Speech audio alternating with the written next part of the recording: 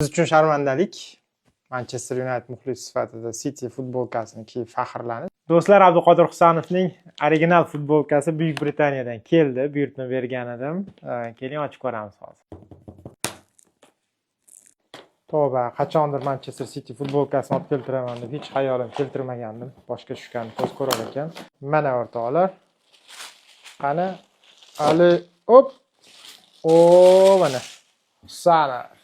45-raqam. Buni o'zimga aytganman, hozir kiyib ko'raman.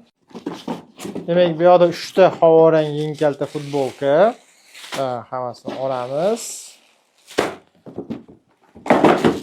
Keling, bittasini ochamiz.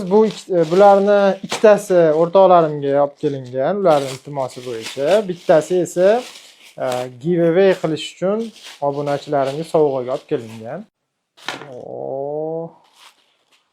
Husanov 45. Futbolkalar narxiga kelsak, yengi kaltasi $115 edi, yengi uzuni mana bu $150 edi.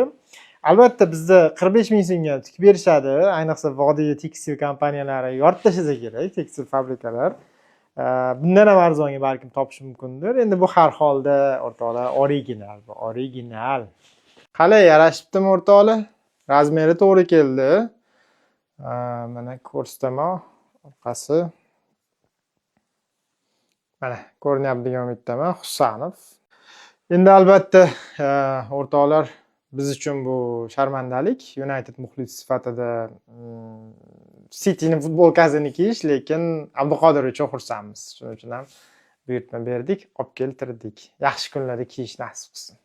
Abduqodir, olg'a, Allohning o'zi qo'llasin, yuzing doim yorug' bo'lsin. Biz seni haqqingga faqat duolaymiz.